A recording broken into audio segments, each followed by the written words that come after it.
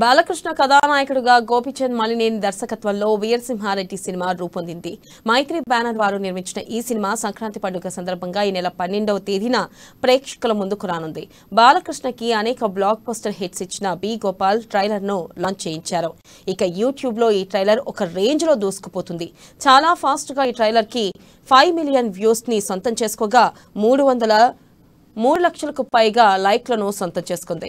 ఇక ఈ విషయాన్ని అధికారికంగా తెలియజేస్తూ ఒక పోస్ట్ ను వదిలారు. ఇంకా ఈ ట్రైలర్ కి సంబంధించిన వ్యూస్, లైక్స్, డిజిట్స్ చకచకా మారిపోతూనే ఉన్నాయి.